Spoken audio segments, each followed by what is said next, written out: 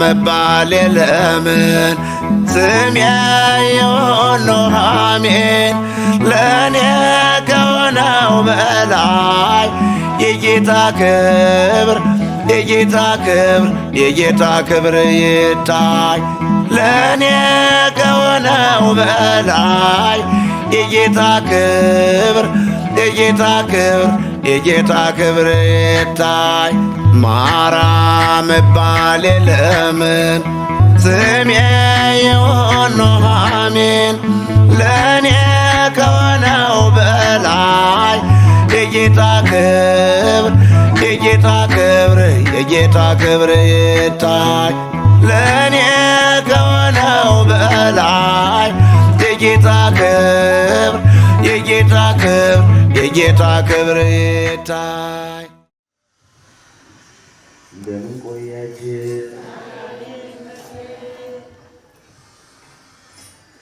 ሰነፍ ሴት ግን በእጇ ታፈርሰዋለች፣ ብልሃተኛ ሴት ቤቷን ትሰራለች፣ ሰነፍ ሴት ደግሞ በእጇ ታፈርሰዋለች በሚል ርዕስ ነው የምንማማረው። እንግዲህ ከሚድኑት ያድርገን እግዚአብሔር አምላካችን። ጥበበኛው ሰለሞን 40 ዓመት በእስራኤል ላይ ሲኖር መንፈስ ቅዱስ ገልጦለታልና በምድሩም በሰማዩም በሰው ልቦናም ያለውን መመራመር ማወቅ ችሎታ ነበረው። ከብዙ ሰዎች ጋርም ይኖራል። ስለዚህ ነው እንግዲህ የሴቶችን ልቦና መረመረ። ብልሃተኛ ሴት ቤቷን ትሰራለች፣ ጥራ ግራ ወድቃ ተነስታ ተጠንቅራ መከራዋን አይታ ተርባ ተጠምታ ቤቷን ትሰራለች፣ ለቁም ነገር ትበቃለች። ትዳር ለመያዝ ልጅ ለመውለድ ወልዶ ለማሳደግ የልጅ ለማየት ትበቃለች። በእግዚአብሔርም ሆነ በሰው የተመሰገነች ትሆናለች። ዘካርያስና ኤልሳቤጥ በእግዚአብሔር ዘንድ ጻድቃን ነበሩ ተብለዋል። ልባም ብልሃተኛ ሴት በሉቃስ ወንጌል ምዕራፍ 1 ቁጥር 6 ላይ ኤልሳቤጥ በደግነቷ፣ በቅንነቷ፣ በታማኝነቷ፣ በእውነተኛነቷ ጻድቃን ነበሩ ተብሎ ከዘካርያስ ጋር ስሟ ተጽፎላታል። በዚህም ነው ቅዱስ ዮሐንስን በረኛውን ያንን ሴቶች ከወለዱት ከዮሐንስ መጥምቅ የሚደርስ የሚስተካከል የለም የተባለለትን የወለደችው። እናንተም ወገኖች ማስተዋል አለብን። እንግዲህ ወዳችሁም ሆነ ሳትወዱ ስትሳሳቱ ትታያላችሁ። መሳሳት ደግሞ እድላችሁን ይዘጋባችኋል። እንደ የነፍሱንስ እንግዲህ ለጌታ ስጡትና እድላችሁ መቼም ቢያምር ብትበሉ፣ ብትጠጡ፣ ብትለብሱ፣ ቁም ነገር ብትይዙ ደስ ይላቸዋል። ይህንን ለማግኘት ደግሞ ብልሃተኛ መሆን ያስፈልጋል። ታማኝ መሆን ያስፈልጋል። እስካልታመናችሁ ድረስ በሰው ካልታመናችሁ የራሳችሁን አታገኙትም። በሰው ካልታመናችሁ ይላል ወንጌላዊ ሉቃስ፣ ለእናንተስ ማን ይሰጣችኋል? መታመን በሰው ነው። መብላት ስትፈልጉ የሰውን ጉሮሮ አትዝጉ። መያዝ ማግኘት ስትፈልጉ በሰው እድል አትግቡ። እንዲህ ከሆነ ነው የእናንተ እድል የሚከፈት፣ የእናንተ እንጀራ የሚለመልም የሚስፋፋ፣ ሞሰቡ ተጋግሮ ወጥ ተሰርቶ የሚጠብቃችሁ፣ እድላችሁ ተስተካክሎ የሚጠብቃችሁ ለሰው ስታዝኑ ነው። ታዲያ እንደ አውሬ እንደ ዝንጀሮ እንደ አሳማ እየቀማችሁና የመሽሎክሎክ ኑሮ የመሽሎክሎክ ሕይወት አዩኝ አላዩኝ ብላችሁ ከወላጆቻችሁም ተቀጥራችሁ ከምትሰሩበትም ከስራ ባልደረቦቻችሁም ያዩኝ አላዩኝ ኑሮ የያዛችሁትን እድል ያሳጣችኋል። ስንት ደግም እድል ቢኖራችሁ ወይም ስንት ደግም ወረት ቢኖራችሁ ወረታችሁ ይጠፋል፣ እድላችሁ ይዘጋባችኋል። ምስጢሩን ልንገራችሁ ልጆች፣ በጎ ማሰብ ነው በጎ የሚያስገኝ፣ በጎ ማሰብ ነው በጎ የሚያሰጥ፣ ከበጎ ቀን የሚያደርስ ከበጎ ሰው የሚጨምር በጎ ማሰብ ነው። ክፉ ከሆናችሁ የሚጠብቃችሁ ክፋት ነው። ሰነፍ ሴት በእጇ ታፈርሰዋለች ማለት እንዲህ እድሏ ተንዠርቅቆ እድሏ እንደ ክረምት ዝናብ እየፈሰሰ በነበረበት ሰዓት ላይ በክፋቷ በስንፍናዋ እድሏን ታጥፈዋለች። የወረደላትን ጸጋ ትዘጋዋለች። የተዘጋጀላትን የሰላም እንጀራ ታጣዋለች። የሰው ሀብት ስትመለከት፣ የሰው ገንዘብ ስታይ፣ በሰው እድል ስትገባ እድሏን ታጠዋለች። የብዙዎቻችን ችግር ይሄ ነው። እግዚአብሔርን ለሰው ክፉ አልነበረም። አምላካችን ሕያው ነው፣ ለጋስ ነው፣ አባታችን ነውና ይራራልና ሊያዝንልናል። ነገር ግን ለምንድን ነው ድሆች የምንሆን? ለምንድን ነው በበሽታ የምንማቅቅ? ለምንድን ነው ትዳር ፈት ሆናችሁ የምትኖሩት? ብዙዎቻችሁ በችግራችሁ በእድላችሁ ባለመጠቀም ነው። ወላጆቻችሁን ባለማክበር፣ እናት አባትን ባለማክበር፣ ሽማግሌ በማንገላታት፣ ሽማግሌ በመዳፈር፣ ከስራ ባልደረቦቻችሁ ጋር ባለመግባባት፣ ካህናትን በማሳዘን እየታዘነባችሁ እድላችሁ ይዘጋባችሁ። ይህን ስንል ግን ከዚህ ሁሉ ነፃ የሆናችሁ ሰዎች አሁንም እግዚአብሔርን ተስፋ አድርጉት። ካላሳዘናችሁ፣ ካልበደላችሁ እግዚአብሔርን ተስፋ አድርጉት። በፊታችሁ ይጠብቃችኋል። በፊታችሁ ሰላም አለ። በፊታችሁ ሰፊ እንጀራ አለ። በፊታችሁ የሕይወት የሰላም እንጀራ ይጠብቃችኋል። ምንም አትጠራጠሩ። ተንኮል ከሌለባችሁ፣ ክፋት ከሌለባችሁ፣ ያለባችሁ ደግሞ ንስሐ ግቡ፣ ተውት። አንዳንዶች እንደ ባህሪ ሆኖ እንደ ልምድ ሆኖ ሁልጊዜ መስረቅ፣ ሁልጊዜ ወደቀ ማንሳት፣ አዩኝ አላዩኝ ብሎ መልከስከስ፣ እንዲህ አይነት ባህሪ ያለ ይህን ተውት፣ ይቅርባችሁ። አይጠቅም፣ ስለማይጠቅማችሁ ነው።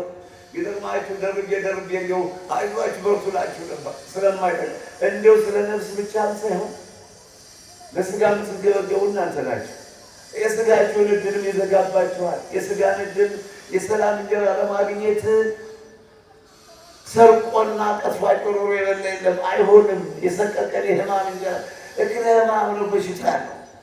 አጭበርብሮና አታሎ ብትሰበስቡት እንጀራ ይምሰላችሁ፣ የሰቀቀን እንጀራ ነው። እንዴ ቃየል ምን ታደለ? እንደ ተቅበዘበዝ ትኖራለህ ያለ ወንድሙን የገደለው ቃየል ምን ታደለ? ምድር ሁሉ በምድር ሁሉ ተሰደህ ስትቅበዘበዝ ትኖራለህ ያለ ግብ ስለፈጸመ እናንተም ብር ብትቆጥሩ፣ እናንተም ለጊዜው ያሰባችሁት የተሟላ ቢመስላችሁ ጥራችሁ ግራችሁ እስካላገኛችሁት ድረስ በእጃችሁ አፈረሳችሁት ቤታችሁን። ሰነፍ ሴት ቤቷን በእጇ ታፈርሰዋለች። ሰነፍ ሴት እድሏን ራሷው ትዘጋዋለች። ሰነፍ ሴት ስጦታዋን የጌታን ስጦታ ራሷው ታስቀራለች። ተጠንቀቁ፣ ለብሙ፣ አስተውሉ። እናስተውልቅስ ስንፍና ነው፣ ስንፍና ነው። ብርታትማ ቢሆን ተርቦ ተጠምቶ እንደምንም ከቁም ነገር መድረስ ነው። ተርቦ ወድቆ ተነስቶ እንደምንም ታግሶ መከራን ታግሶ ካሰቡት መድረስ ነው የሚያስፈልግ። ይሄ ዲያብሎስ ስራ ነው፣ የሰይጣን ስራ ነው። መቀማት፣ ማታለል፣ ማጭበርበር፣ የወደቀ ማንሳት፣ የራስን ቤት ለማፍረስ ማለት ነው። እናንተ የሰው ሀብት ስላገኛችሁ፣ የሰው ሀብት ስለቆጠራችሁ ከበርነ፣ በላነ፣ ጠጣነ፣ ተስማማና ይምሰላችሁ። ቤታችሁን እያፈረሳችሁት ነው። እድላችሁን እየዘጋችሁት ነው። መልካሙን መንገዳችሁን በሾህ እያጠራችሁት ነው። የወደቀ ያነሳችሁ፣ ሰውን ያጭበረበራችሁ፣ አደራ የበላችሁ እድላችሁን ዘጋችሁት። ለወደፊት ተስፋ የላችሁም፣ እወቁት። ሰነፍ ሴት ቤቷን በእጇ ታፈርሰዋለች፣ የራሷን ቤት። የሰውን ክብር መንካት የራስን እድል ማጥፋት ነውና የራስን እድል መዝጋት ስለሆነ ዛሬ የማስተምራችሁ በዚህ ነው። ዛሬ የምነግራችሁ በዚህ ነው። መመንኮስ አለመመንኮስ ሌላ ጉዳይ። ምን ነው ግን ብዙዎች የሚያስቸግሩን ስላሉ በሕይወቴ ብዙ ወዳጆች፣ ብዙ ተከታዮች አሉኝ ያላችሁ እናንተ በየ ተከታይ ሆናችሁ ነው ያላችሁ። ነገር ግን በርቀት ስናያችሁ መልካም ጥሩ መልአክ መስላችሁ አንገታችሁን ደፍታችሁ እያለቀሳችሁ ሳለቅሳላችሁ የእንባ ማህበርተኞች ናችሁ። የሐዘን የፈተና የተሸካሚዎች ናችሁ። ከኔ ጋር ቀረብ ስትሉ ግን ሲፈተኑ ያለው አለመታ እድላቸውን ይዘጉታል፣ ቤታቸውን ያፈርሱታል፣ መልካሙን እድላቸውን ይዘጉታል፣ መንገዳቸውን ያጥሩታል። እንደው ጎሉ ተከፍቶ ሊሄዱ እኔም መርቄ ልታደል እኔም ልጅ አወጣሁ ስል እንደገና ይሳሱና ይጎመጁና በዳቦ በእንጀራ ይከሰከሳሉ፣ በብሩ በጤፉ ይከሰከሳሉ፣ ለሰው ይሰጣሉ የማይገባቸው፣ ለራሳቸው ይሳሳታሉ፣ ይንቦታቦታሉ፣ ድላቸውን ይዘጉታል። አገኘነ ሲሉ ያጣሉ፣ ሰራነው ሲሉ ያፈርሱታል። እንዲህ እንዳትሆኑ ነው የሰነፎችን ሴቶች ምሳሌ ነው የማስተምራቸው። ዘፍጥረት ምዕራፍ 1 ቁጥር 6 ላይ ሔዋን ፍሬው መልካም መስሎ ታያት፣ የገነት ፍሬ ዕፀ በለሱ ይህን ከበላችሁ ሞትን ትሞታላችሁ የተባሉበት እግዚአብሔርና የሰው ልጅ ቃል የገባበት ያ የሞት ፍሬ ለዓይኗ ያማረ ለአፏ የሚጣፍጥ ለሆዷ የሚስማማ መስሎ ታያት። ያን ጊዜ አነሳችና እንደዚህ ማንጎ ማለት ነው አወረደችና ባፏ በላችው። በልታም አልቀረች፣ ለባሏ ለአዳም አጎረሰችው። ሁሉም ተያይዘው ብርሃናቸው ተገፈፈ፣ ጸጋቸው ተነሳ፣ ራቁታቸውን መሆኑን አወቁት። እንዲሁ ቤቷን ታፈርሳለች። በገነት ተድላ ደስታ ከመላእክት ጋር ትኖር የነበረች ሔዋን 7 ዓመት ሙሉ በተድላ በደስታ ገነት፣ ዛሬኛ የምንንቃትትላት፣ ዛሬኛ የምንናፍቃት ገነት፣ ዛሬኛ እስከ መቼ ደርሰን እስከ መቼ መንግሥት ወራሽ ሆነን የምንናፍቅላት ገነትን እግዚአብሔር በኤደን ገነት ከአዳም ጋር ወስዶ ያስቀምጣት 7 ዓመት ከኖሩ በኋላ የማይበላ በላች፣ የማይሰራ ሰራች። እግዚአብሔርን አሳዘነች፣ ሕጉን አፈረሰች፣ ጸጋዋ ተገፈፈ፣ ክብሯ ተነሳ። ያ ባለጸግነት ተወግዶ ድህነት ላይ ወደቀች። እናታችን ሔዋን ስደተኛ ሆነች። ከገነት ወርዳ ወደ ምረፋይድ፣ ዛሬ ወደ አሜሪካ እንደሚሰደዱ ሰዎች፣ ዛሬ ወደ አውሮፓ ወደ አረብ እንጀራ ለማግኘት ገንዘብ ለማጠራቀም ድህነትን ለማሸነፍ እንደሚጓዙ ሰዎች እናታችን ሔዋን ዕፀ በለስ በመብላቷ ወደ ምረፋይድ ስደተኛ ሆነች። ይሄ ነው ስደቱን ያመጣብን የአዳምና የሔዋን መሳሳት ነው። ስለዚህ ነው በአንደኛ ጢሞቴዎስ ምዕራፍ 2 ቁጥር 9 ላይ ቅዱስ ጳውሎስ እንዲህ አለ። እንዴ መጀመሪያ የተሳሳተ አዳም አልነበረም። መጀመሪያ የተሳሳተች መጀመሪያ የተፈጠረች ሔዋን አይደለችም። መጀመሪያ የተፈጠረ አዳም ነው። የተሳሳተችም ሔዋን ናት። ስለዚህ ሴት በዝግታ ልትኖር ልትማር ይገባታል እንጂ ከባሏ በላይ መሆን የለባትም። ለምን? ተሳስታለች። አስፈጣጠሯም ከአዳም በኋላ ነውና እያለ ነው ቅዱስ ጳውሎስ የሚያስተምረን በአንደኛ ጢሞቴዎስ ምዕራፍ 1 ምዕራፍ 2 ከቁጥር 9 ላይ እነሆ ስለ አለባበሳችሁ ሲተረትረው ሲዘረዝረው ሴቶች የትህትና መጎናጸፊያ መጎናጸፍ አለባቸው። ሴቶች የፍቅር የሰላምን ወርቅ የሰላምን ሀብል ነው ማሰር ያለባቸው። በልብስ ማጌጥ የለባቸውም። ሽሩቦ እየተሰሩ ላይና ታች እየተሰሩ ወንዶችን ማሳሳት የለባቸውም። ሴቶች መልበስ ያለባቸው ፍቅርን ነው፣ ትህትናን ነው። ሴቶች መልበስ ያለባቸው የባልን አክብሮት ነው፣ ሕግን መጠበቅ ነው። ልብሳቸው ይሄን መሆን ያለበት እንጂ ሰዎች በማሽንና በሸማ ዕቃ በሰሩት ልብስ ሴቶች ማጌጥ የለባቸውም። አለ በኋላ ነው እንግዲህ መጀመሪያ የተፈጠረ አዳም ነው። አዳም ክብር ይገባዋል ከሔዋን በላይ። የተሳሳተችም ሔዋን ናት። ስለዚህ ከሔዋን ይልቅ አዳም ይከበራል እያለ ነው። ስለ ሴት ቤቷን በእጇ ታፈርሰዋለች። መጽሐፈ ምሳሌ ምዕራፍ 14 ከቁጥር 1 ላይ ስንቶች ቤታችሁን አፈርሳችሁት ይሆን? ስንቶች እድላችሁን ዘግታችሁት ይሆን? ወስዶ ከደህናው ቤት ከጥሩ ባህል ሲደበልቃችሁ እንዲያው ላይ እናታችሁ እያያችሁ በጫማ ጥፍ እያጠራመማችሁ ቤቱ ፈርሶ ኑሯችሁ ተፈላልሶ ዛሬው ጸበልተኛ የሆናችሁ ሰዎች ትኖራላችሁ። ለባላችሁ ክብር ባለመስጠት፣ ባላችሁን በማንገላታት፣ የባላችሁን ገንዘብ በመስረቅ እንዲህ የሆናችሁ ብዙ ሰዎች ይኖራሉ። እዚህ ባትኖሩም እንዲህ አይነት ሰዎች ብዙዎች እናውቃለን። ባሎቻቸው እየተዳፈሩ ለባል ክብር ሰጡ። እንዲያውም ደህናው ሰው ተገኝቶ ነው ደህና ሰው አጠን፣ ታማኝ ሰው አጠን፣ አብሮን የሚሰራ ሰው አጠን፣ የሰው ያለሽ እያለ ደህናው ሰው ሲገጥማት እንዲሁ ላይ እናታች አላድላት ብሎ ጸባይ እየከፋ ትዳራቸው የተፈታ ብዙዎች አሉ። አንዳንዱ ደግሞ ያንን ክፉ ሰክሮ የሚመጣ የሚሳደብ ገንዘቡን የሚያባክን እንዲያው ከሕግ ውጭ ይሄ ከሕግ ውጭ ነው። ሌላ ሴት መያዝ የለበትም። እስከዚህ ድረስ እንኳን ታግሳ የምትኖር ቻይ ሴት አለች። ደግሞ ልበ ሙሉ ሴት አለች። መልካም ሴት ለባሏ ዘውድ ናት ይላል ደግሞ መጽሐፈ ምሳሌ ምዕራፍ 12 ቁጥር 4 መልካም ሴት አይዟችሁ እንዲያው ሰነፍ ስላችሁ ተስፋ እንዳትቆርጡ መልካም ሴት ለባሏ ዘውድ ናት የተባለበት ቦታም አለ። ደጊቱን ሴት ዛሬ ግን ማስተማራችሁ ሰነፎች ስለሆነ እንዳንድ ዜ ደብለቅ ከማሽላ ንፍሮውን ባቄላ ወይም ደግሞ የቦቅ ይሄ ምንድን ነው የምትሉት አረንጓዴ ሲጨመርበት በጣም ይጣፍጣል እና መልካም ሴት ለባሏ ዘውድ ናት ተብሏል። ዛሬ ግን በጥቅሉ ስለ ሰነፎች ነው የማስተምራችሁ። ሰነፍ ሴቶች ቤታቸውን ያፈረሱ እድላቸውን የዘጉ ስለማውቅ ነው። መልካም ቤት ሲሰጣቸው ታላቅ ሰው ሊሆን ሲችሉ ወልደው ከወልደ የልጅ ልጅ ለማየት ሲችሉ እድላቸውን ፍልስልስ ያደርጉታል። ባለመታገስ ባለመቻል መከራይቱ የሰራውን ቤት ኃላፊ ሆነው እየነሰነሱና ባላቸውን ላይና ተነስ ተቀመጥ እያሉ የሚያንገላቱ ብዙ ሰዎች ሞልተዋል። እንኳን የባልነት ክብር እንደ ሰራተኛ እንኳን የማያዩት ብዙ ሴቶች ስላሉ ይሄ ማለት ነው ማለት ነው። ሰነፍ ሴት ቤቷን በእጇ ታፈርሰዋለች፣ ትዳሯን አፈረሰች።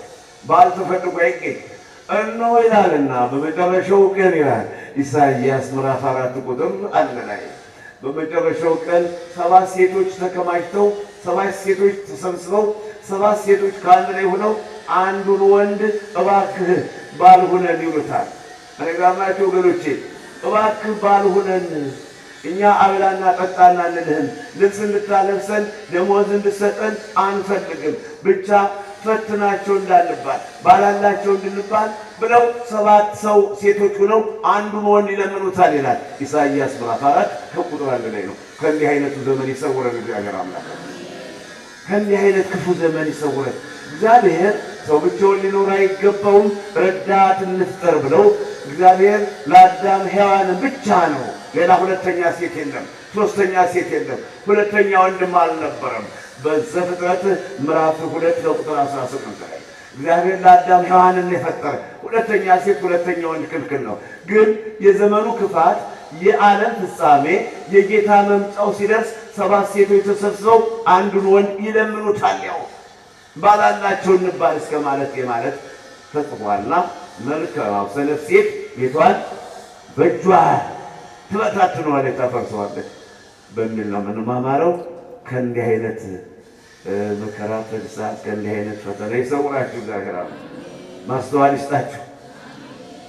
መቼም ስትሄዱ ምን አይነት ቤት እንደምትሰሩ እንጃለ። ይሄን ሁሉ ተምራችሁ ይሄን ሁሉ ተመክራችሁ ይሄን ሁሉ እንደውሃ ጠጣችሁ ወይ የሆነ እንደውሃ ጠጣችሁ። እኔም እኮ መንፈስ ቅዱስ የሰጠኝ ነው ፈልጌ አግኝቼው እንዳይመስላል። ታዲያ በመንፈስ ቅዱስ የተሰጠውን ስጦታ ጠጣችሁት፣ በላችሁት። እነሆ አፍህን ክፈት አለኝ አለ ሕዝቅኤል ምዕራፍ 3 ቁጥር 1 ላይ አፍህን ክፈት አለኝ፣ ይሄን መጽሐፍ ብላ አለኝ። መጽሐፉን ብለው መጽሐፉን አለኝ። እኔም አፌን ከፈቱ። ያን ጊዜ ጥቅሉን መጽሐፍ አጎረሰኝ፣ መጽሐፉንም በላሁት። መጽሐፉም ከማሩ ወለላ ይልቅ ጣፈጠኝ፣ መጽሐፉም ከእርጎና ከወተት ይልቅ መጠነኝ፣ ተስማማኝ ይላልና። አሁን መጽሐፉን እየጎረሳችሁት ነው። ዳቦ ባላቀርብላችሁ ምንም እንኳን ድሃ ተድሃ ሆነን ምረዳችሁ ባይኖር መጽሐፍ ጥቅል እየጎረስን ነው። እድለኞች ነን። መጽሐፍን ቁርስ አድርገን እየበላን ስለሆነ በልቦናችሁ እንዲስማማችሁ ጌታ እንግዲህ ልቦናችሁን እንደ ልድያ ይክፈትላችሁ፣ የተዘጋ ልባችሁን ይክፈትላችሁ። በኋላ ወደ ሀገራችሁ ትመለሱ። ሰላማዊ ናችሁና ሰላም ይቆያችኋል። ልባም ናችሁና መልካም ዕድል ያጋጥማችኋል። ጠንካሮች ናችሁና ጥሩ ቤት ትሰራላችሁ። መንፈሳውያን ናችሁና እውነተኛ ናችሁና ሃይማኖታችሁን ጠብቃችኋልና እንጀራው ተከፍቶ ማዕዱ ተዘርግቶ ሰላሙ ሰፍኖ ይጠብቃችኋል። ለዚህ አብቃችሁ እላችኋለሁ። ብትጠቀሙ መስሎኝ ነው መከራና። አሁን ብዙ ስራ ጥዬ ነው የመጣሁት። ያረፈድኩም ስራ እየሰራሁ ነው። የምትጠቀሙ መስሎኝ ነው። የማይጠቀሙ ስላሉ ሰውየው ለሚነቀሉትም ለሚተከሉትም ተወልጃለሁ። ገብቷችኋል? ገብቷችኋል? አሁን የቱ ጌታ ከላዘምን ነው። ነገር ግን አንዳንድ አንዳንዶች እንዲደርቁ ደግሞ ፈጥሮኛል ጌታ። ለሚድኑትም ለሚጠፉትም ፈጥሮኛል ጌታ። ለሚድኑትም ይኸው እንዲህ እየተማራችሁ ዛሬ ብዙ ትድኑ አላችሁ። ይሄን ትምህርት ሰምተው ደግሞ የሚሰለቹ የሚበሳጩ የሚንቁኝ አሉ። ንግግሬን አይተው ኧረ እንዲህ ወዲያ ይውሰድህ፣ ኧረ አሁንስ እንዲያው ምን የሚሉ ሰዎች አሉ ደግሞ። ስለዚህ ለሚጠፉትም ለሚለሙትም ለሚሞቱትም ለሚድኑትም ምክንያት አደረገኝ ጌታ። እንዴት ይሁን እንግዲህ ጌታ ትእዛዝ ነው። እንደ ጌታ ትእዛዝ ስለሆነ ሁለተኛ ቆሮንቶስ ምዕራፍ 2 ከቁጥር 15-16 ላይ እንዲህ ለሚድኑትና ለሚጠፉት እነሆ የእውቀት ሽታ አደረገና አለ። ለሚጠፉት የሞት ሽታ፣ ለሚድኑት ደግሞ የሕይወት ሽታ አደረገና አለ። እኔም ማስተምረው አሁን ለማንጣለን ነው፣ ለመለየት ነው። እየተለየ ነው። የሚድኑትና የማይድኑት እየተለዩ ናቸው። የሚጸድቁትና የማይጸድቁትን ለመለየት ነው። ከፊታቸው አቆመኝ። አቅም ኑሮኝ አይደለም፣ በመልኬ በውበቴ በሀብቴ አይደለም። ዋናው እግዚአብሔርን ያቆመ የሚድኑትና የማይድኑትን ለመለየት እንዲለይ እኔን ከፊታቸው አቆመኛል። ተምራችሁ ተመክራችሁ አሁን ቆዩ ሳትባሉ አርፍዳችኋል። እኔ ስራ ዘግይቻለሁ። እናንተ እንዴት ጸናችሁ? እንዴት ጸንታችሁ እንዲወዳችሁኝ እንዲፈልጋችሁኝ በትምህርት የተጠቀሙ አይዟችሁ። በነፃ ነው፣ አይከፈልበት፣ አትገደዱ። ወዳችሁ ነው። ሰው ሲያስገድዱት ግራ ይገባዋል። ሰው ሲያዝዙት ባችን መታዘዝ ማይወዳል። ገንዘብ ክፈል ሲሉት የሚጨንቀዋል። በነፃ ነው የምትታደሩት። በትምህርቱ ለመጠቀም ያብቃችሁ። መጽሐፈ ኢዮብ ምዕራፍ 2 ቁጥር 9 ላይ የኢዮብ ሚስት እንዲህ አለችው ኢዮብን፣ ኢዮብ ሆይ አለችው፣ ሰይጣን ሲፈትነው፣ ሀብቱን ሲፈጅበት፣ ገንዘቡን ሲጨርስበት፣ ልጆቹን በአንድ ቀን ሲገልበት፣ ኢዮብ ሰውነቱ ሲቆስል፣ ትል ሲከበው፣ መግሉ ሲፈስ፣ ኢዮብ አመር ላይ ወድቆ ማቅ ለብሶ ሰውነቱ በሽታው ጠንክሮበት ሰውነቱ ሲወራጭ፣ ኢዮብ የሚበለው ሲያጣ ጓደኞች ሲክዱት፣ ኢዮብ በምስራቅ ከሚኖሩ ታላላቅ ሰዎች ይልቅ ከሁሉም በላይ ፍጹምና ጻድቅ የተባለ ኢዮብ ያ የሰላሙ ቀን ያ ደህናው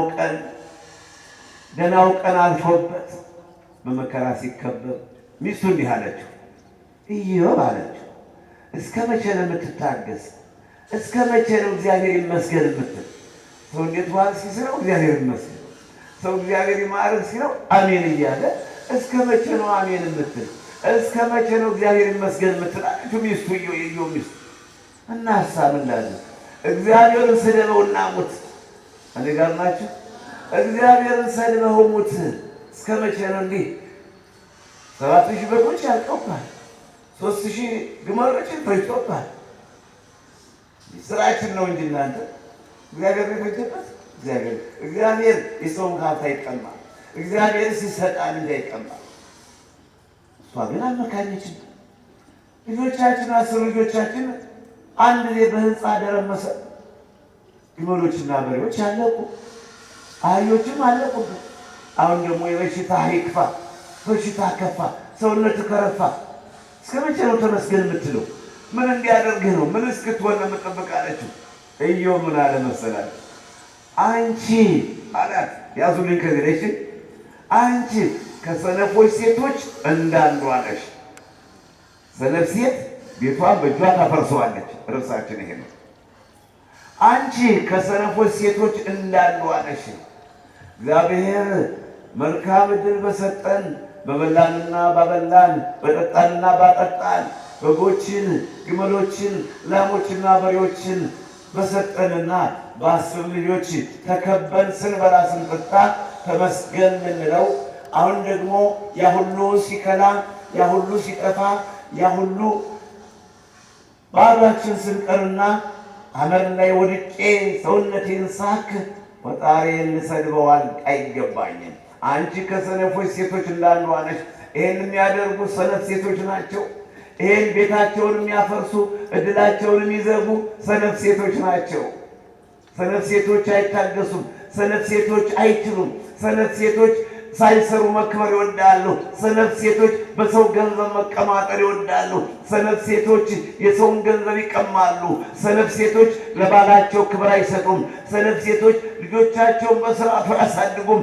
ሰነፍ ሴቶች ከጎረቤት ጋር ቁጡና ነገረኛ ሆነው ሲተካተኩና ሽማግሌ ሲያስቸግሩ ይገኛሉ። ሰነፍ ሴቶች ለስራ ባልደረቦቻቸው ክብር አይሰጡም። እንደ ውሻ ሲናከሱ እንደ ዶሮ ሲተካተኩ ይውላሉ። የሰነፍ ሴቶች ባህሪ ነው። አንቺ ከሰነፍ ሴቶች እንዳንዷ ነሽ ናትና መጽሐፈ ኢዮብ ምዕራፍ 2 ቁጥር 9 እና 10 ላይ እንዲህ እያልኩ ነው የማስተምራችሁ። ልቦና ይስጣችሁ እግዚአብሔር። ቁጡ ሴት አይታችሁ አታውቁም እንዴ? ቁጡ ሴት ሰሎሞን ምንድን ነው ያለ? ከቁጡ ሴት ጋር ከቁጡ ሴት ጋር መኖር አለ በክረምት ሰዓት ከሚያፈስ ቤት እንደመኖር ማለት ነው። የሚያፈስ ቤት አልገጠማችሁ? ጠብ ይላል ገና ደመናው ሲሆን ጠብ ያች ክፉ ሴት፣ ያች ሰነፍ ሴት፣ ያች ቁጡ ሴት እንደዚህ ማለት ነው። የሰቀቀን ኑሮ፣ የሰቀቀን ህይወት፣ ሰላም የሌለው ህይወት እንዲህ ከመሆን ያውጣል። ቁጡ ሴት አለ፣ ከዚያ ሰነፍ ሴት አለ። እጁን ወደ ላይ እስኪ። ሰነፍ ሴት ነኝ፣ ቁጡ ሴት ነኝ። ሁሉ ቁጡ አይደለም፣ ሁሉም ሰነፍ አይደለም ማለት ነው። እግዚአብሔር ይመስገን። ሁሉ ልባም ነው፣ ሁሉ አስተዋይ ነው፣ ሁሉ ትጉህ ነው ማለት ነው። እግዚአብሔር ይመስገን። እንዲህ ከሆናችሁ እንስማማለን። እኔ ጋር ናችሁ። ገዳም እንግባ፣ ገዳም እንግባ። ያጋም እየመጣ እየገባ ሊያቆስለኝ ነው። መቼ አጣው ፈተና። ፈተና ከቦኝ ማሳዝን ሰው ነኝ። ሳለቅስ ሙሉ ሰው ነኝ። ወዳጅ ከዳኝ። ያሳደግኳቸው ሰዎች እንግደል ያለ ያስተማሯቸው ሰዎች ለቁም ነገር ያበቃኋቸው ሰዎች ከኤችአይቪ ተፈውሰው ከሰይጣን ማሰሪያ ተፈተው በአልጋ መጥተው አልጋቸውን ተሸክመው እየተመሩ መጥተው በዓይናቸው ተመላልሰው ኧረ ስንቱ ድዳዎች ተናግረው ወንድሸትን እናፍርሳለን አባ ዮሐንስ ይጥፋሉ። ታዲያ አሁን በምን ልመናችሁ? እናንተ የማምንበት ምክንያት መለየው ነገር አላችሁ? ምንም የለም። እግዚአብሔር ያውጣል። አዎ ከዚህ አሁን ደህና መስራችሁ ትገባላችሁ። በኋላ አቆቤ ላይ አሁን እየሰገዳችሁ ወደቃችሁ ተነሳችሁ ትገባላችሁ። በኋላ ከቆቤ ላይ ቁብን በትክሼም በሆነ ይሻል ነበር። ሰው በትክሻ አይደለም አሽኮኮ የሚባል ኧረ የማይበቃችሁ ከቆቤ ላይ ለምትወጡ ኋላ ነው። ሰነፍ ሴት ቤቷን በእጇ ታፈርሰዋለች። መጽሐፈ ምሳሌ ምዕራፍ 14 ቁጥር 1 ላይ ስለደረሰብኝ ከፍተኛ ሮሮ የሰው ነገር በቃኝ ከዛሬ ጀምሮ። የሰው ነገር ስለመረረኝ ነው የምነግራቸው። ትምህርቱም እንዲህ የሚፈልቅልኝ ከደረሰብኝ ችግር አንጻር እንጂ ይህ ሁሉ ማናገር ለኔ የሚበቃ ለኔ አቅም ኖረኝ አይደለም። አቅም የለኝም ይህን ማስተማር። ትምህርቱን የገለጸልኝ መከራው ነው። ምስጢሩን የገለጸልኝ ችግሩ ነው። ጥበቡን መንፈሳዊ ጥበብ የገለጸልኝ ከህዝብ ጋር መኖሬ ነው። የህዝብን ግፍ መቅመሴ ነው። እያሳደጉት የሚክድ ዘመድ ሁሉ የሚያቀርቡት ወዳጅ ሁሉ የሚያስጠጉት ሁሉም ከሃዲ ስለሆነ ገለጸልኝ። እንዳስተምር በዚህ አበቃኝ። እንደምን ቆያችሁ? የሐዋርያት ሥራ ምዕራፍ 5 ቁጥር 9 ላይ ሰጲራን ቅዱስ ጴጥሮስ የሐናንያን ሚስት ሰጲራን ከሐዋርያት ጋር ከክርስትናው ለመግባት መሬታቸውን ሽጠው ለቅዱስ ጴጥሮስ ሰጡትና ወስደው ገንዘባቸውን ደፉ። መጀመሪያ ሐናንያ ባለቤቷ ሆኖ ነበር። አሁን ግን ስለ ሴቶች ስለማስተምር ቁጥር 9 ላይ ተነስቻለሁ። አንቺ ሴት አላት፣ በእውነት መሬታችሁን የሸጣችሁት ለዚህ ብር ብቻ ነው አላትና ቅዱስ ጴጥሮስ ሰጲራን የሐናንያን ሚስት ለዚህ ብር ብቻ ነው የሸጣችሁት መሬታችሁን አለ። አሁን ሕያው እግዚአብሔርን መሬቱን የሸጥነው ለዚህ ነው ብላ ደመደመች። አንቺ ሴት መንፈስ ቅዱስን ለማታለል፣ አንቺ ሴት እግዚአብሔርን ለመፈታተን ከባልሽ ጋር ለምን ተባበርሽ? ባልሽን የቀበሩት አንቺንም ይቅበሩሽ። እኔ ጋር ናችሁ። ባለቤቷ ከ3 ሰዓት ቀደም ብሎ ለጴጥሮስ ገንዘቡን በመበተን ጴጥሮስ ደግሞ የገንዘቡን ልክ ያውቃል። እኔ ጋር ናችሁ። ጴጥሮስ የገንዘቡን ልክ ያውቃል። መሬቱ ስንት እንደተሸጠ፣ አንቺ ስንት ብር እንደያዝ፣ አንተ ስንት ብር እንደያዝ መንፈስ ቅዱስ ያውቃል። እማያውቅ አይምሰላችሁ። መንፈስ ቅዱስን መሰረቅ አይቻልም።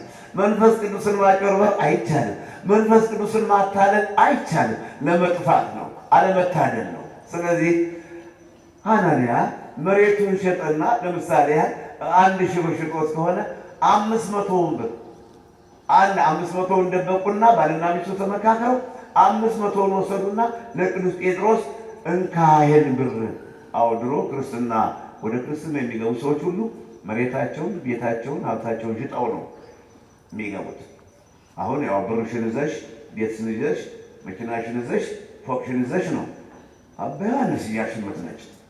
ስለ ገንዘባችሁ ማውቀው የለኝም፣ ስለ ሀብታችሁ ማውቀው የለኝም፣ ከሀብታችሁ ጋር ልበልቅ የለኝም። የድሮ ክርስትና ግን በነ ጴጥሮስ ዘመን ማንኛውም ሰው ያለውን ሀብት ሲቆለቁቶ እነሱ ጋር ይደበለቃል። እነዚህ ሰዎች ግን ቀጠፉ፣ ተሳሳቱ፣ ሳሱ፣ ጎመጁ፣ መንፈስ ቅዱስን አታለሉ። ያን ጊዜ በ1000 ገምተነዋልና 500ውን ደበቁና ቀብረው 500 ወሰዱና ለቅዱስ ጴጥሮስ ሰጠው። ባልየው ባል መቼም የመጀመሪያ ክብር ስራ ነው። አንተ ሰው መሬቱን የሸጣችሁት ለዚህ ብር ብቻ ነው አለ። ጴጥሮስ ገንዘቡን ያውቀዋል ብያችኋለሁ። አንተ ስንት እንዳኖራችሁ ኖርማችሁ ኬንዳችሁ ስንት እንዳለ ስንት ዳቦ ቆሎ ስንት ኮቸሮ እንዳለ መንፈስ ቅዱስ ሊጠፋው የለም። እሺ ከልባችሁ ያለው ይታያል። ከልባችሁ ያለው ተንኮል፣ ክፋት፣ ከልባችሁ ያለው ቂም በቀል፣ ከልባችሁ ያለው የማታለል ስራ፣ ከልባችሁ ያለው ክደት፣ ከልባችሁ ያለው የእምነት ጥንካሬ ጠንካራውንም ደካማውንም ከሃዲውንም አማኙንም መንፈስ ቅዱስ ያውቃል። የሚሳነው ነገር የለም። እንዲያው አብረን ስንኖር ማንተዋወቅ እንዳይመስላችሁ። እሺ እናንተም ታውቁኛላችሁ ከኔ በላይ ቁጭ ብላችሁ ዶርማችሁ። አንዳንዶች ታሙኛላችሁ፣ አንዳንዶች ታለቅሱልኛላችሁ፣ አንዳንዶች ታዝኑልኛላችሁ።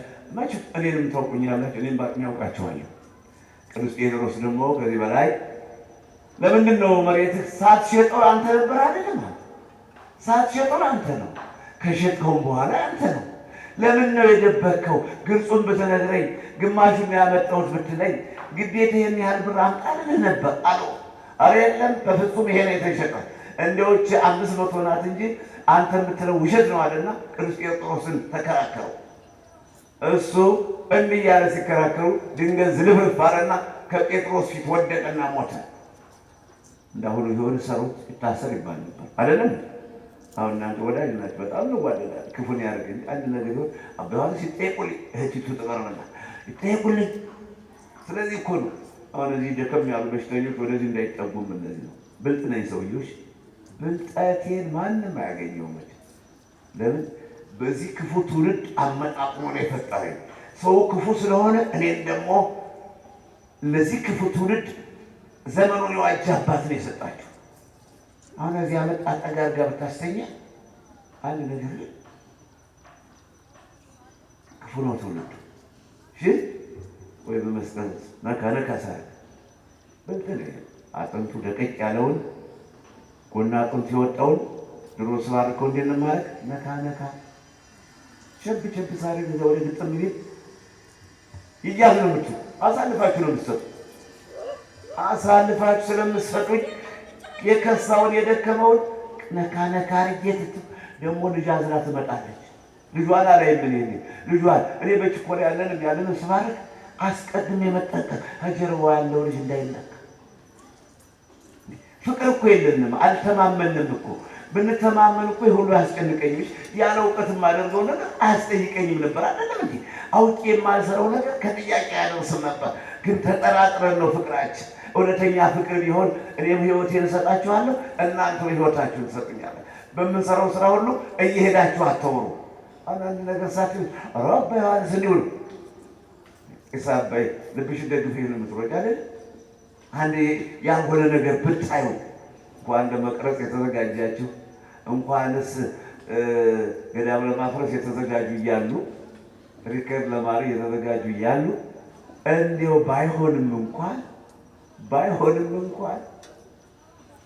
ያጋጥማችሁ ከችሎት የሌለው ሰው አለ። አፉን ማይቆጠር አፉን የሚበላቸው ሰዎች አሉ። እንዲህ እንዳትሆኑ እሺ። ቻል ነው ማለት ብታየው ዝም። እኛ ከአባቶች ጋር ስንኖር እኮ ዝም የፈለገ ብናይ ዝም። ያምናል። እኛ የምንፈልግ የእግዚአብሔርን ሕይወት መንግስት፣ የእግዚአብሔር መንግስት፣ መንግስተ ሰማያት ለመግባት ክፉም ቢሆኑ በጎም ቢሆኑ ዝም ብለን ብቻ የራሳችን ነው ታሪክ ማጥፋት እንዲህ ያደረጉ ማለት ለማውራት መቸኮል፣ ይሄ የሰይጣን ስራ ነው፣ የሰነፎች ሴቶች ስራ ነው። እንዲህ ከመሆን ያውጣችሁ ይላል። ያን ጊዜ ሐናንያ ተቀበረና ከ3 ሰዓት በኋላ መጣች።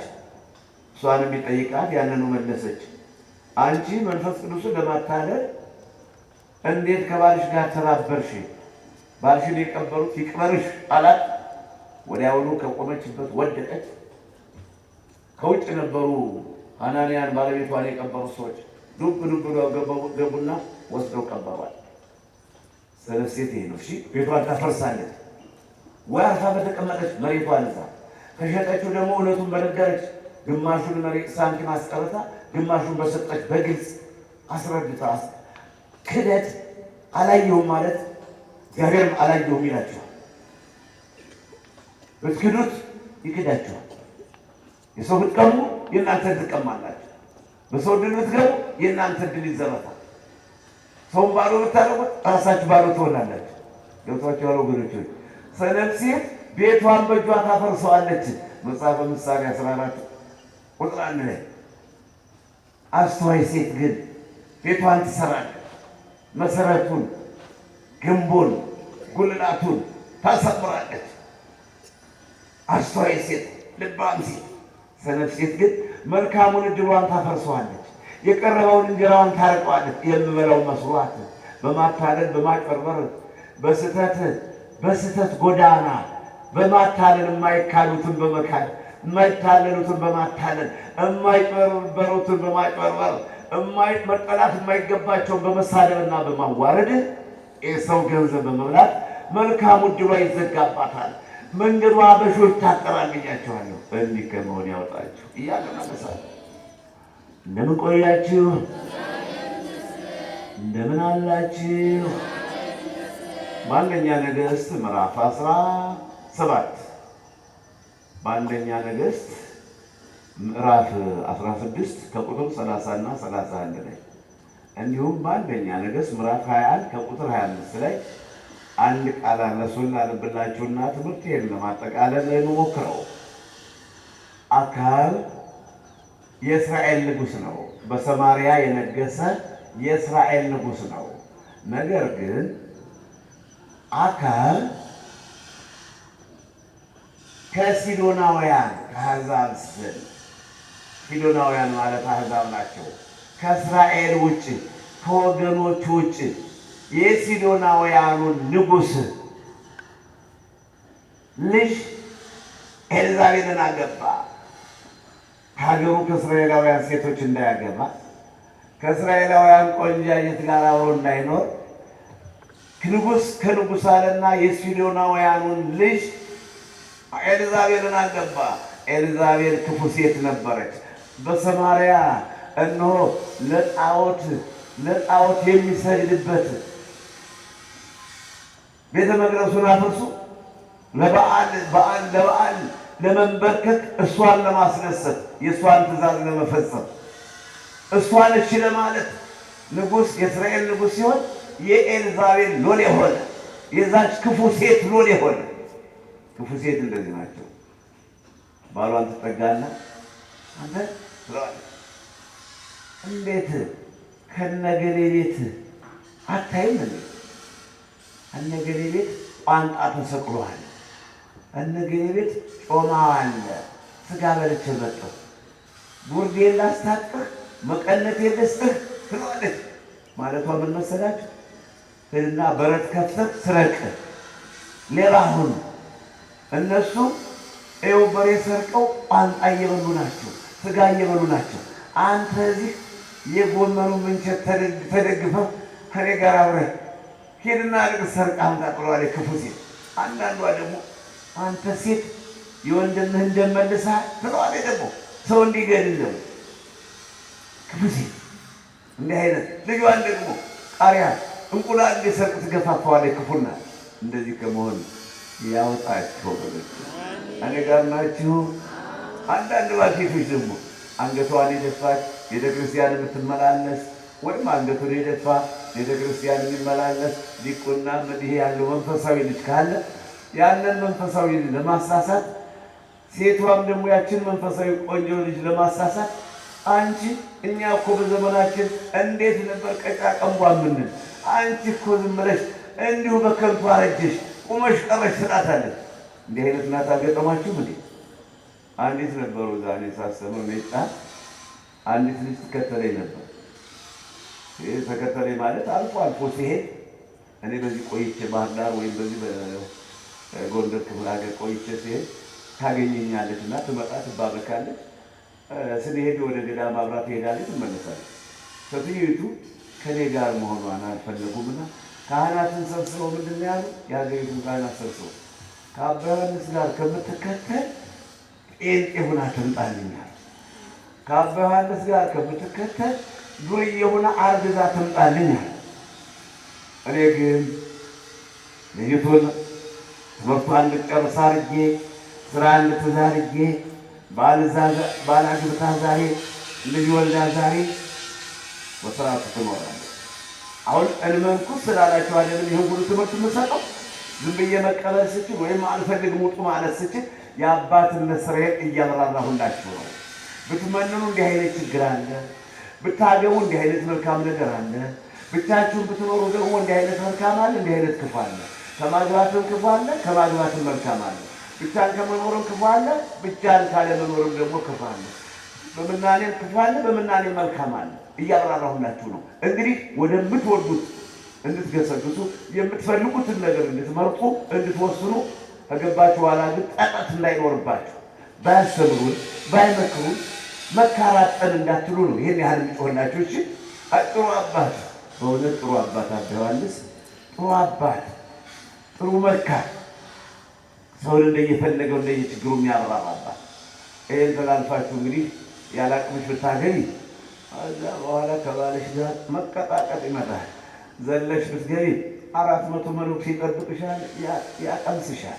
እንግዲህ ችሎታችሁን በምናኔ ወይኔ ልብ የሚችል በትዳሩ ነው የምችል፣ ብቻዬን በመኖር ነው የምችል፣ ምርጫው ለእናንተ ሰጥቻችኋለሁ። እሳትና ውሃ ቀረብኩልህ፣ እጅን ወደ ፈለግከው በማለት ዘዳግም ምዕራፍ 30 ቁጥር 1 ላይ ምዕራፍ 30 ቁጥር 15 ላይ ምዕራፍ 30 ቁጥር 19 ላይ እጃችሁን ወደ ወደዳችሁት ክተቱ። መርገምና በረከቱን አቅርቤላችኋለሁ፣ እሳትና ውሃ አቅርቤላችኋለሁ። እጃችሁን ወደ ወደዳችሁ ጋማችሁ። ሰነፍ ሴት ቤቷን በእጇ ታፈርሰዋለች። መጽሐፈ ምሳሌ ምዕራፍ 14 ከቁጥር 1 ላይ ልቦና ይስጣችሁ። ይሄ ነው ትምህርታችን። የት ላይ የነበርነው? በአንደኛ ነገሥት ምዕራፍ 21 ከቁጥር 25 ላይ ኤልዛቤል ክፉ ሴት ናት ብዬ ነው የተውኩት አይደለ? ኤልዛቤል ክፉ ሴት፣ የተረገመች ሴት፣ ኤልዛቤል ያልታደለች ሴት አካብን አበላሸችው። የእስራኤልን መኳንንት እንዲፈጅ አረገችው። የእስራኤልን ታላላቅ ሰዎች እንዲገል አረገችው። ለጣዖት እንዲሰግድ እንዲንበረከክ አረገችው። እግዚአብሔርን እንዲተው አይድረስ ነው ክፉ ሴት። እግዚአብሔርን ተዋለች። እሷ ሲዶናዊ ስለሆነች ከሲዶና ለጣዖት ነው የሚያመልኩ እንጂ እግዚአብሔርን አያውቁም። እንደኔ ካልሆንክ እፈታሃለሁ አለችው። እንደኔ ሁን፣ ለጣዖት ተንበርከክ፣ ሰው ለሰራው ለአናጢው አንጥረኛው ለጠረበውና ለለበጠው ለጣዖት ስገድ አለችው። እሱም ሚስቱን ለማስደሰት ብሎ ለጣዖት ሰገደ። እግዚአብሔርን ካደላ፣ እግዚአብሔርን አስቀየመ እና ስለዚህ ነው ምን ይላል መጽሐፉ? በእውነት ሚስቱ እንደጠመዘዘችው እንደመራችው የሚሄድ በእውነት እንደ አካባቢ ያለ ክፉ ሰው አልተገኘም። እግዚአብሔር ቢያስቀየም እግዚአብሔርን ባሳዘነ ቁጥር፣ ገንዘብ በቀማ ሰው በደበደበ ሰው በገደለ ቁጥር ለእግዚአብሔር ጥሩ መስዋዕት የሰዋ የሚመስለው ሚስቱ እንደመከረችው ሄደ። ናቡቴንን በድንጋይ ወግራ የገደለቻችሁ ክፉ ሴት ራዕየ ዮሐንስ ምዕራፍ 2 ቁጥር 20 ላይ ነው እምነትህን፣ ትዕግስትህን፣ መከራህን አውቃለሁ አለ ባለ ራዕየ ዮሐንስ። መከራህን አውቃለሁ፣ እምነትህን አውቃለሁ፣ ድካምህን አውቃለሁ። ነገር ግን ለጣዖት የተሰዋውን ለጣዖት የታረደውን እያበላች በዝሙት ሕዝቤን እስራኤልን ያረከሰች ኤልዛቤልን አልገሰጽካትም አልመከርሃትምና የምነቅፍብህ ነገር አለኝ። ኤልዛቤል ማለት ብቻ አይደለም፣ ፋሽን ያስለበሰቻችሁ፣ የታሸገ ምግብ ያስበላቻችሁ ኤልዛቤል የሰው ገንዘብ እንድትሰርቁ እናት አባት እንድታሳዝኑ ያደረገቻችሁ ኤልዛቤል የትዳር ጓደኛችሁን እንድትክዱ፣ እንድታሳዝኑ፣ እንድታስቀይሙ ያደረገቻችሁ ኤልዛቤል ይቻለምና ኤልዛቤልን አልገሰጽክም። ኤልዛቤልን ታገሽ ተመለሽ ንስሐ ግቢ አላልክም። እኔም እንጂ አለ ንስሐ እንድትገባ ረጅም ዘመን ሰጠኋት። ነገር ግን በድሏ አልተጠቀመችም። ረጅም ዘመን ቢሰጣትም ከኃጢአት ላይ ኃጢአት ጨመረች። ኃጢአት በመስራቷ ተደሰተች ይላልና ስለዚህ አካብ በእውነት እንደ ኢዮርብዓም በእስራኤል ላይ ነግሶ እግዚአብሔርን እንዳሳዘነው እንደ ኢዮርብዓም እግዚአብሔርን አሳዘነ። የሚስቱን የኤልዛቤልን ምክር ሰማ። ሰነፍ ሴት ቤቷን በእጇ ታፈርሳለች። ኤልዛቤል ቤቷን በእጇ ፈረሰችው። ያንን የእስራኤል የንጉሥ ልጅ ናት ካገሯ፣ እሷም ደግሞ የእስራኤል ንግሥት ተብላ ስትኖር እድሏን ዘጋችው፣ ቤቷን አፈረሰችው። አካብ ሞትና ውሻዎች ናቡቴ የናቡቴ ደም በፈሰሰበት ቦታ የአካብን ደም ውሾች ላሱት። ይሄ ነው ከኔ ጋር ምናምናቸው ገሮች። እንደዚህ ነው እንደዚህ ነው አለ ኤልዛቤል። አካብ ተከብሮ መኖርና ተከብሮ መሞት ተከብሮ መቀበር ሲገባው ኃጢአት ስላበዛ ለማይሰገድ ለጣዖት ስገድ፣ እሺ መስገድ። ናቡቴ ይገደል፣ እሺ ይገደል። መኳንንቶች ይሙቱ፣ እሺ ይሙቱ። የማንን ምክር ነው የሚሰማው? የኤልዛቤልን ምክር፣ የኤልዛቤልን ትእዛዝ ነው የሚፈጽም። የእስራኤል ንጉሥ ሆኖ ለሚስቱ ተገዛ። ሚስቱ አሽከረከረችው፣ ክፉ ሚስት። በዚህ ጊዜ እግዚአብሔር ተቀየመና ጠላት ተነሳበት። አካብ በጦር ተወጋና ሞተ። ሲሞት ውሻዎች ላሱት ደሙ።